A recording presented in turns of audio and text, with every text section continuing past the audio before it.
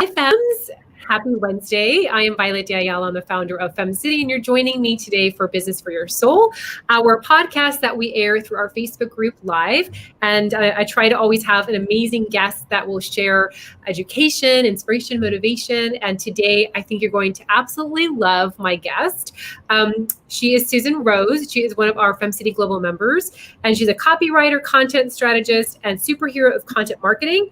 What I love about Susan is that she really focuses on teaching others, specifically women entrepreneurs, on how to implement good copy, good marketing, and she helps them to regain their sanity while trying to keep it all balanced, right, and create a big impact. She taught a class for us a couple of months ago, and it's still getting tons of rave reviews, Susan. So thank you so much for joining us today again. I'm happy to be here. I'm always happy to talk to the Fems. Thank you. You know, the class that you taught for us was all about email marketing. And that's why I'm so excited that we're doing it today for the podcast and also for our fans on the FemCity Facebook group, because it was really a great class. And I think now more than ever, we have so many women that are coming to FemCity that have either had to start a new business, right? Like they've lost their job, they've been furloughed, they don't know what's going to happen security-wise. So they've actually now jumped forward and launched a new business or thinking about it. Or perhaps they had to pivot tremendously, like so many of us had to do. Right. And I'm so glad that you're going to talk to us today about really email copy and how it can relate to our sales, because I think we're seeing so many women really trying to leverage that. Maybe they've had an email list for a long time, totally. And you're the expert on this. Yeah, and I was so happy that you asked about this too, because there's always debate about, oh, is email marketing worth it? Oh, I hate getting emails. I'm not going to do it. So this morning, I just went back again to look at the most recent data, and it's still the same. And this is the #1 marketing channel. Like email is here to stay. It's never going anywhere. It's, it is a really important part of your overall marketing strategy. It's not the only part, but it is definitely something to understand and use and leverage, because it is really powerful. Right. I love that you shared that, because I hear that a lot, right? And I see also a lot of members, I see a lot of members that create businesses through social media platforms. Mm-hmm. Yes.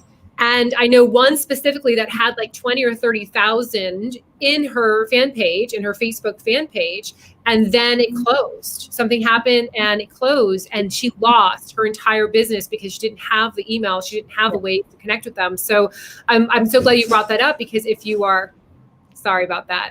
This fell. I hope everyone's okay in my house. But that's a good question to start off with, because if you're watching or listening right now and you're thinking that email is out the window, you don't need to have it, I'm so glad that you mentioned it. My first question was going to be, is that, can it really help to bring in sales? Absolutely. That's the short answer is yes. The longer answer for that is that when you have to know how to use it, you have to be strategic, like anything else. You can't just put out a random email every once in a while to your list and think that people are going to buy from you. They're not. It's like any platform. It's like all the social media. You have to nurture it and build those relationships, and have expectations, because not everybody on your list is going to buy from you, but around 10% of the people will, if you're nurturing them right. And studies keep showing that people want to get emails. They want to get offers through email. Like they're looking to email to find out what you're up to, what you're doing, and they expect to be sold to a degree. And so it is very good. I found a fun statistic. I don't know if you've ever seen this. This came from the Direct Marketing Association. I love finding my stats. It's like, I love it. Yes. I wonder if that's still true. So for every $1 you spend on email marketing, you can expect to earn $42. So just kind of let that sink in for a minute. So it's a really good return on investment. So if you spend, $100 on some sort of email marketing campaign, you can expect to get some amount of money. Why I ever do math live is absolutely beyond me. Your gift is email copy. Your gift is copywriting. So we're not going to I have calculators for the math part. But anyway, it's a really good return on investment. Yeah, I love that, because again, I think a lot of times, and I love that you mentioned, by the way, 10%. Mm-hmm.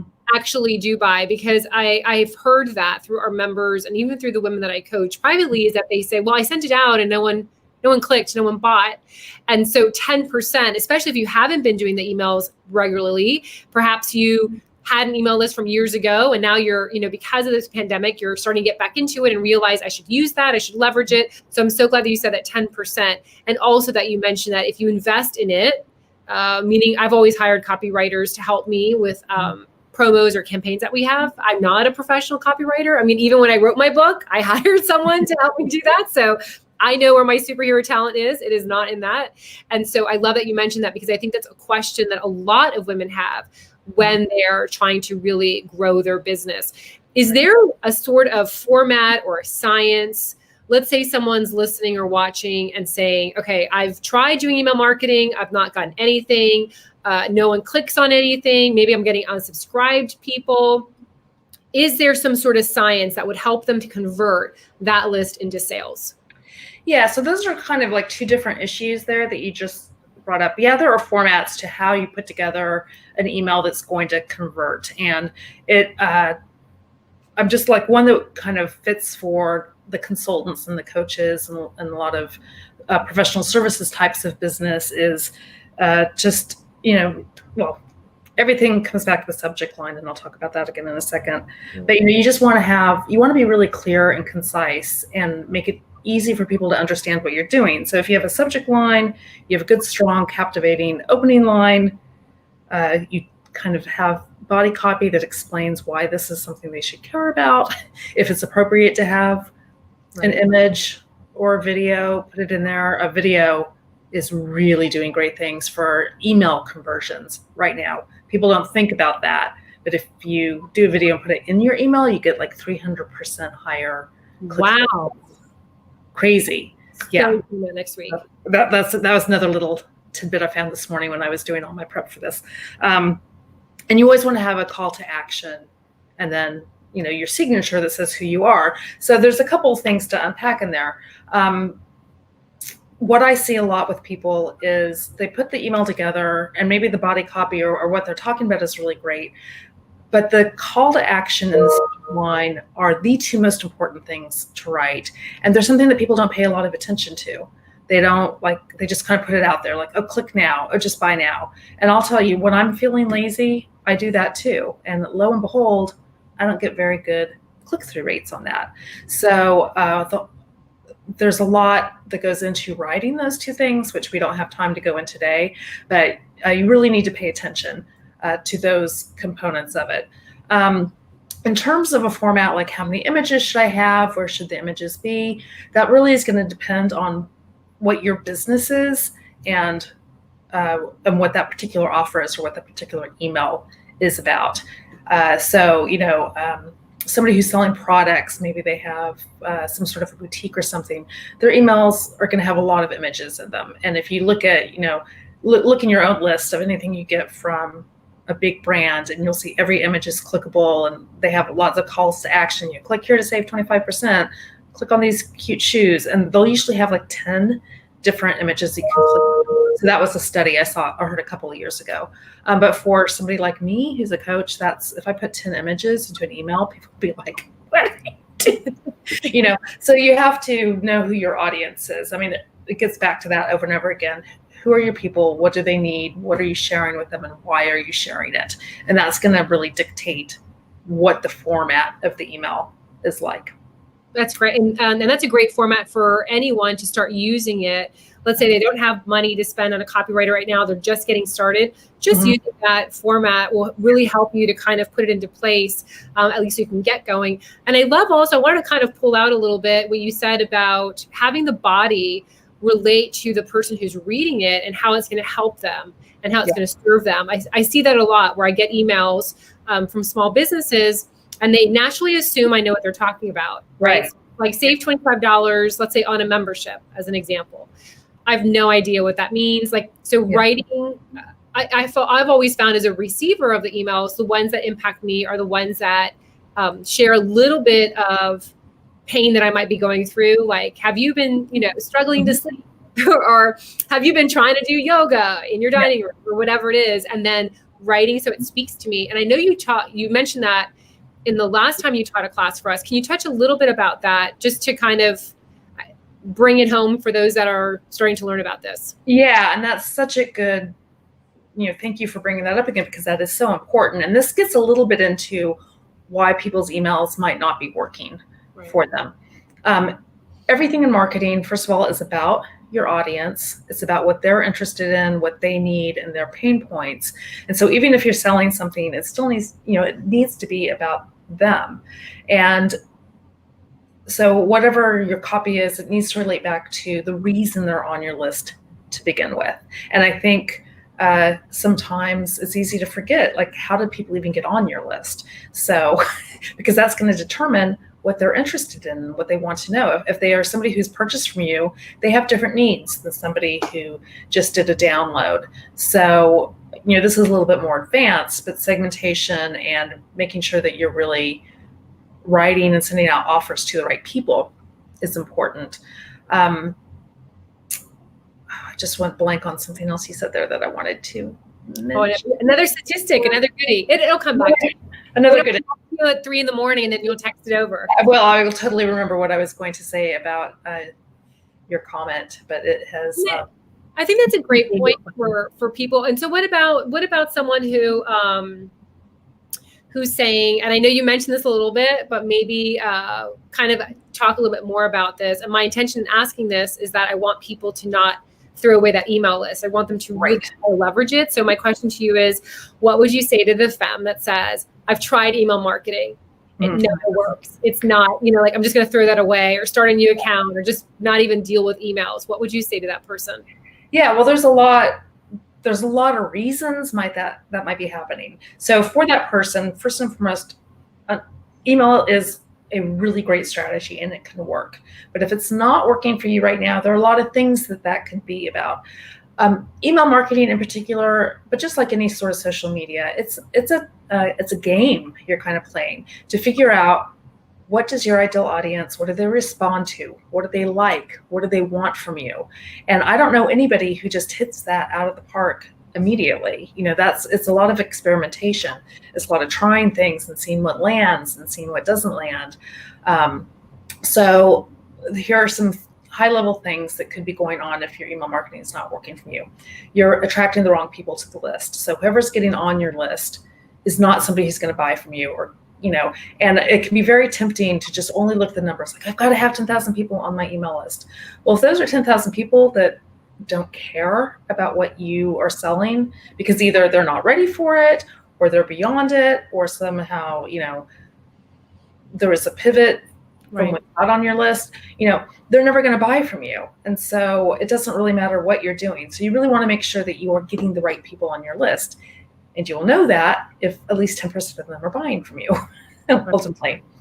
So then you're looking some, this is where you go in and look at your email stats. Are people opening your emails? If your email open rates are low, there's something going on with your subject lines, and the subject lines, you need to be playing around with them to get them up. Different industries, it changes what a normal email open rate is, but around 20%, that's what you want to be aiming for. Nobody has 100% open rates. Some people have higher ones because they've done such a good job of getting the absolute perfect people on their list, and they do really good subject lines. But the average is around 20%. So if you've got 10, 11% open rates, then your subject lines are not, you need to work on the subject lines and figure out what's going to attract people. Right. I love that tip from the last one, because I was thinking about, like, magazines, like when you're at the checkout line at the grocery store, if you can still go to the grocery store, and sometimes you pick up magazines based on the headlines. And so listening to Susan and going, whatever for headlines, like, think about how much time those big magazines spend, or even newspapers, they spend on that headline, because it pulls you in, and then you end up buying the magazine or buying the newspaper or reading that article or sharing that article. So I think that is something that a lot of people, I included myself, by the way, the last time, I was not even thinking about the subject line until I took your class. And then I was like, I'm going to start thinking about that subject line. So I'm so glad that you mentioned that, because that's a huge piece. It's enormous. And it's funny you bring up the magazine. So I actually majored in magazine journalism. So we spent entire classes talking about those blurbs on the cover of the magazine and how important they were. And when I worked in the magazine industry, we spent so much time on the headline for each article. And then we spent a lot of time figuring out, okay, which of the articles are going to have the blurb on the cover and what is that blurb going to be? And it went through, it was a big deal to create those. It is not something you just do like, right. Oh my God, I got to do this. So that's the second one. So say your open rates are great. Say you're 25, 30, 40%. But so then the next thing to look at is your click-through rate, and if people aren't clicking on your offer, that means your call to action isn't strong enough. So I know we're kind of running on time here, but so that's the next thing to look at. So first get your subject lines, getting those opens, and then get your click-through rate going. So play around with that. Where is it positioned in the email? Do you have a photo or a button that people can click through? Do you have something in your link in your body copy? Is it at the top? Is it at the bottom? And this is just playing around with where you're putting it to see if that makes a difference. And then what it is that you're offering. Because again, if people aren't clicking, then it's because they're either not seeing the call to action or it's not speaking to them and they're not all that interested in it.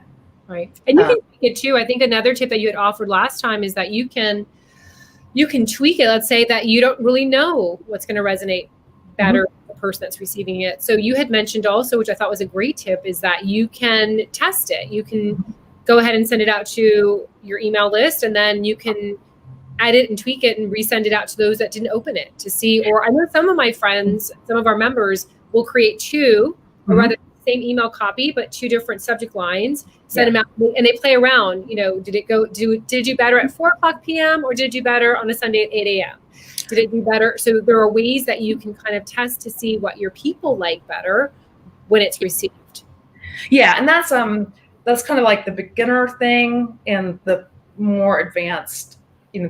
So what you just talked about there is called A/B testing, when you do the different subject lines and put them out at the same time. And some email service provider, most email service providers offer that. It is a little bit more complex. And if you're just starting out with email marketing and you don't know what to do, that whole A/B testing thing is going to make your head blow up. First time you do it, you really want to work with somebody who knows what they're doing. I don't know how to do it. I would say I'm pretty I know email marketing, but I wouldn't even know how to do that. I would have to. It's something. Yeah, it's not something that is going to be intuitive to somebody who doesn't do that. But the thing I suggested, because most email providers will give you that option to resend an email to people who didn't open it the first time, and that is a great place where you can just do some really light testing on the subject line and see. It's like, well, maybe it's the time of day that they didn't open it, but maybe it was just the subject line. And so that's always really, because that just is really valuable information. And of course you can decide, you can go ahead and send it out at a different day or a different time also. When you are testing, be careful though not to change too many variables, because then you don't know what it was that resonated. So that's a great tip there. So let me see. So we covered subject lines, calls to action, and getting the right people on your list.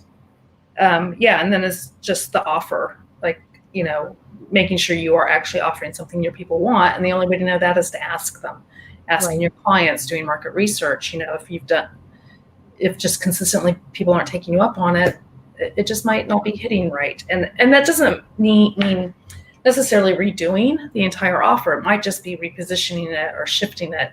A lot of times these changes that will get you really enormous response rates are not big changes. It's a word here or there. It's inserting an emoji. It's just changing a title of something. I've had an example of my own. I've got a cheat sheet. It's a chart you can pull down or download that talks about, different, the buyer's journey and what kind of content resonates most or what you need to develop depending on where people are in. And I have that under two versions. And one is just the buyer's journey and, how that helps, or it's a better title than that. I just can't remember it right now. And nobody downloads it. Like that has a really like total bomb of a lead magnet. I do something else, and all of a sudden people think it's great and they love it and they get it. And they're like, this is gold. I'm like, I know. I don't know why nobody downloaded it the first time. It's because I didn't have a headline that resonated with the people that I was marketing to. And so that happens. That happens to people who do this. It's just part of the game. Yeah, I remember years ago. So one of the business publications that I follow and subscribe to, I obviously follow them on Facebook as well.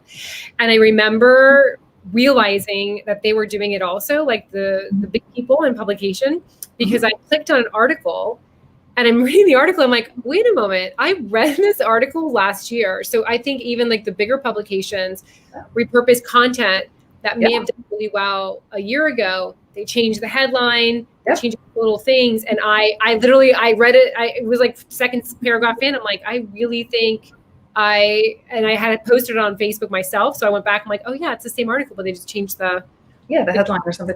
Well, just go to Pinterest and, go search on something and you'll see like 10 pins that are all exactly the same thing. And they just all have a different image and a different title. And that's all just testing to see what resonates and what people respond to. So awesome. Any final advice that you have? So there's a couple of things you can do to really up the email game, especially if somebody's not having the success that they want to have. I would really suggest going and getting on people's lists, getting on people who are in your industry who do something similar, and then some of the bigger brands too, but along the lines of what you do, and just get on their list and see what they're doing. Because especially these bigger brands, they are spending a lot of money to make sure that their email marketing works. And so you can learn a lot by just saying, oh, okay, they put a button here, or they use this color, or they use this kind of subject line. Oh, they did this kind of personalization. How can I do that kind of personalization? And that will really give you ideas. So I would suggest that. And then nurture your list. It's not all about the sale all the time. So the studies show that people want to hear from their favorite brands at least once a week. So, they want to hear from you. So send something out that's useful and helpful or funny or whatever it might be, that's just nurturing that relationship there and getting them used to seeing you, getting them to know you, because ultimately people buy from people they trust. And email is a really great way to nurture that relationship and nurture that trust. And it might not happen overnight, but if you get into, I only send out to my list once a week. I know people that do it daily and do it more frequently, but I don't have the energy for that. And once a week, my people like that. And if I'm going to launch something that'll be more frequent, that's a whole other topic on funnels and things like that. There's so many topics around email marketing. I love that. Yeah, I was like every day I couldn't send out. I can barely post on Instagram once a day, even like a story. So much less. We do once a week, and then when we have like special promo, like not promos, but programs, like we have a mental health summit coming up. Yeah, that's cool for our members. So that's coming out on Monday. So we try to pepper them in so that it's also on my end too. It's a lot. It's a lot of work. It's a lot of work, and you do a great job. You're a good example of, that it's consistent, but it's not all the time, and it's peppered in for different things. And so it's pretty clear when you're looking at the emails, like, okay, this is, I know what to expect when on the days of the week when I see my FemCity emails come in, and so, and that's a huge win. And that also helps with conversions and open rates, is if you are consistent about when you send things and what you're doing. I'm going to check all of ours again.